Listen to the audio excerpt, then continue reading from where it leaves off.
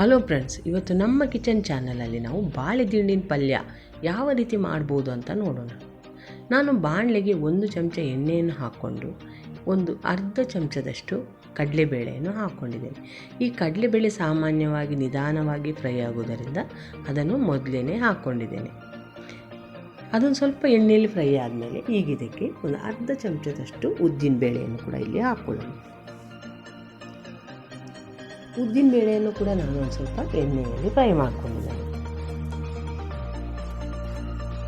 ಈಗ ನಾನೊಂದು 6ರಿಂದ 8 ಬ್ಯಾಡಗಿ ಮೆಣಸಿನ್ಕಾಯನ್ನು ಹಾಕ್ಕೊಂಡಿದ್ದೇನೆ. ಯಾಕಂದರೆ ಬ್ಯಾಡಗಿ ಮೆಣಸಿನ್ಕಾಯಿ ಭಾಳ ಖಾರ ಇರುವುದಿಲ್ಲ, ಅದಕ್ಕೋಸ್ಕರ ಒಂದು 6ರಿಂದ 8 ಬ್ಯಾಡಗಿ ಮೆಣಸಿನ್ಕಾಯನ್ನು ಹಾಕ್ಕೊಂಡು ಅದನ್ನು ಕೂಡ ಒಂದು ಸಲ ಚೆನ್ನಾಗಿ ಫ್ರೈ ಮಾಡ್ಕೊತೇನೆ.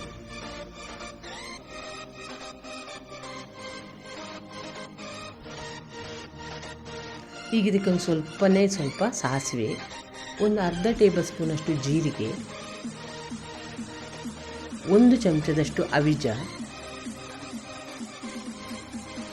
ಮತ್ತೊಂದು 6ರಿಂದ 8 ಮೆಂತೆಕಾಳು,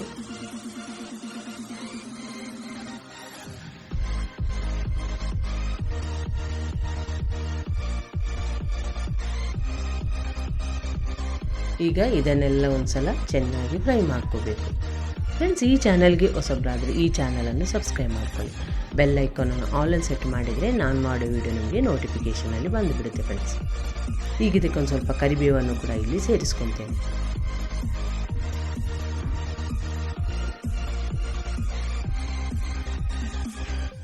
ಈ ಮಸಾಲ ಪದಾರ್ಥವನ್ನು ಹುರಿಬೇಕಂದ್ರೆ ಸ್ವಲ್ಪ ಉರಿಯನ್ನು ಕಡಿಮೆನೇ ಇಟ್ಕೋಬೇಕು.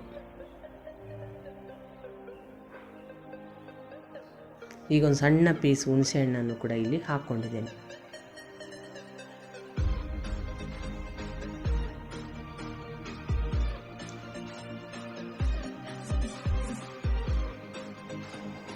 ಇಷ್ಟಾದರೆ ಸಾಕು ಫ್ರೆಂಡ್ಸ್. ಈಗ ಇದನ್ನು ತಣ್ಣಗಾಗೋದಕ್ಕೆ ಬಿಟ್ಟು ಬಿಡೋಣ. ಇಲ್ಲಿ ಈಗ ಒಂದು ಬಾಳೆ ದಿಂಡನ್ನು ತಗೊಂಡು ಅದಕ್ಕಿಂತ ಹೊರಗಿನ ಕವರೆಲ್ಲ ತೆಗೆದು ಇದರ ತುದಿ ಮತ್ತು ಬುಡವನ್ನು ಕಟ್ ಮಾಡ್ಕೊತಿದ್ದೇನೆ. ಫ್ರೆಂಡ್ಸ್, ಸಾಮಾನ್ಯವಾಗಿ ಬಾಳೆ ದಿಂಡನ್ನು ಕಟ್ ಮಾಡಬೇಕಂದ್ರೆ ಸಣ್ಣ ಪೀಸ್ಗಳಾಗಿ ಕಟ್ ಮಾಡ್ಕೋಬೇಕು ಫ್ರೆಂಡ್ಸ್. ಯಾಕಂದರೆ ನಾವು ಮಧ್ಯಕ್ಕೆ ಅದರಲ್ಲಿ ನಾರು ಸಿಗುವುದರಿಂದ ದೊಡ್ಡದಾಗಿ ಕಟ್ ಮಾಡ್ಕೋಬಾರ್ದು. ಈ ರೀತಿ ಸಣ್ಣದಾಗಿ ಕಟ್ ಮಾಡಿ ತಣ್ಣೀರಲ್ಲಿ ಹಾಕೋಬೇಕು, ಇಲ್ಲ ಅಂದರೆ ಅದು ಕಪ್ಪಾಗಿಬಿಡುತ್ತೆ. ಈ ರೀತಿ ಸಣ್ಣ ಪೀಸ್ಗಳಾಗಿ ಕಟ್ ಮಾಡಿದರೆ ನಾವು ತಿನ್ನುವಾಗ ಮಧ್ಯೆ ನಾರು ಸಿಗೋದಿಲ್ಲ ಫ್ರೆಂಡ್ಸ್. ಈ ಬಾಳೆ ದಿಂಡು ಆರೋಗ್ಯಕ್ಕೆ ತುಂಬ ಒಳ್ಳೆಯದು. ಇದರ ಕೆಲವು ಜ್ಯೂಸ್ ಕೂಡ ಮಾಡಿ ಕುಡಿತಾರೆ ಫ್ರೆಂಡ್ಸ್.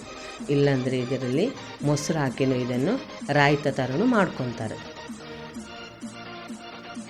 ನೀವು ನಮ್ಮ ಕಿಚನ್ ಚಾನಲಲ್ಲಿ ನೋಡಿರ್ಬೋದು, ಬಾಳೆ ಹೂ ಸುಕ್ಕ ಇರ್ಬೋದು, ಬಾಳೆಕಾಯಿ ಇರ್ಬೋದು, ಅಥವಾ ಬಾಳೆ ದಿಂಡು, ಇದನ್ನೆಲ್ಲ ನಾನು ಪಲ್ಯ ಯಾವ ರೀತಿ ಮಾಡ್ಬೋದು ಅಂತ ತೋರಿಸ್ತಿದ್ದೇನೆ ಫ್ರೆಂಡ್ಸ್. ಈಗ ಇಲ್ಲಿ ಒಂದು ಬಾಣಲೆ ತಗೊಂಡು 1 ಚಮಚ ಎಣ್ಣೆಯನ್ನು ಹಾಕ್ಕೊಂಡಿದ್ದೇನೆ. ಎಣ್ಣೆಗೆ ಸ್ವಲ್ಪ ಸಾಸಿವೆಯನ್ನು ಕೂಡ ಇಲ್ಲಿ ಹಾಕ್ಕೊಳ್ಳೋಣ.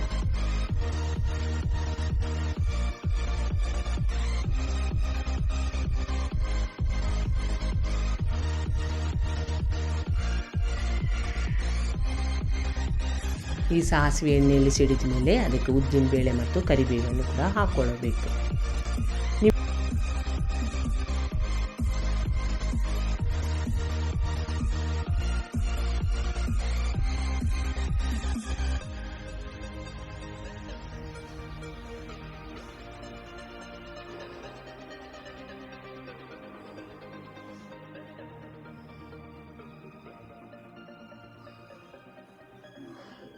ಈಗ ಇದಕ್ಕೆ ನಾನು ಕಟ್ ಮಾಡಿಟ್ಟಿರುವಂಥ ಬಾಳೆ ದಿಂಡನ್ನು ಕೂಡ ಇಲ್ಲಿ ಹಾಕ್ಕೊತಿದ್ದೇನೆ.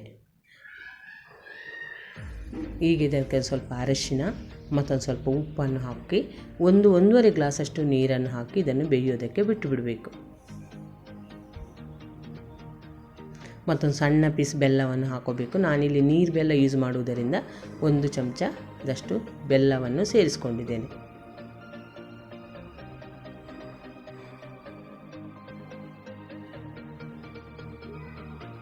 ನಿಮಗೆ ಬಾಳೆ ದಿಂಡು ಪಲ್ಯ ಮಾಡೋದಕ್ಕೆ ಕಷ್ಟ ಆದರೆ ಫ್ರೆಂಡ್ಸ್, ಬಾಳೆ ದಿಂಡನ್ನು ಮನೆಗೆ ತಂದು ಅದರ ಜ್ಯೂಸ್ ಕೂಡ ಮಿಕ್ಸಿ ಜಾರಲ್ಲಿ ಮಾಡಿಕೊಂಡು ಮಕ್ಕಳಿಗೂ ಕುಡಿಸ್ಬೋದು ಫ್ರೆಂಡ್ಸ್. ಯಾಕಂದರೆ ಅದು ಕಿಡ್ನಿ ಸ್ಟೋನ್ ಇಂಥದಕ್ಕೆಲ್ಲ ಆರೋಗ್ಯಕ್ಕೆ ತುಂಬ ಒಳ್ಳೆಯದು ಫ್ರೆಂಡ್ಸ್.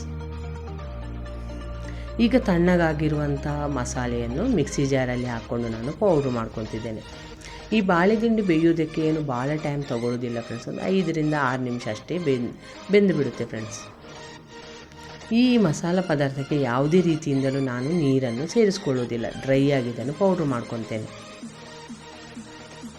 ಈ ರೀತಿ ತರಿಯಾಗಿ ಪೌಡ್ರ್ ಆದರೂ ಚಿಂತೆ ಇಲ್ಲ. ಈಗ ಇದಕ್ಕೆ 1 ಕಪ್ ಅಷ್ಟು ತೆಂಗಿನಕಾಯಿನ ಹಾಕ್ಕೊಂಡು ಅದನ್ನು ಕೂಡ ಒಂದು ಸ್ವಲ್ಪ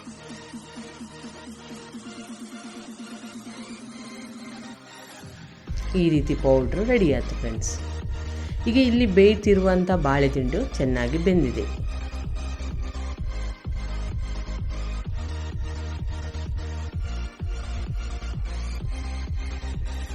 ಈಗ ಉಪ್ಪೇನಾದರೂ ಕಡಿಮೆ ಆಗಿದರೆ ಉಪ್ಪು ಸೇರಿಸ್ಕೊಳ್ಳೋಣ. ಈಗ ಮತ್ತು ನಾನು ಪೌಡ್ರ್ ಮಾಡಿರುವಂಥ ಮಸಾಲವನ್ನು ಇದಕ್ಕೆ ಸೇರಿಸ್ಕೊತೇನೆ. ಇದೇನು ಭಾಳ ಹೊತ್ತು ಬೇಯೋದು ಬೇಡ, ಒಂದು 2 ನಿಮಿಷ ಇದನ್ನು ಸ್ವಲ್ಪ ಬಿಸಿ ಮಾಡಿದರೆ ಸಾಕು. ಇದು ಚಪಾತಿ ಜೊತೆ, ಅನ್ನದ ಜೊತೆ ಸೈಡ್ ಡಿಶ್ ಆಗಿ ತುಂಬ ರುಚಿಯಾಗಿರುತ್ತೆ ಫ್ರೆಂಡ್ಸ್.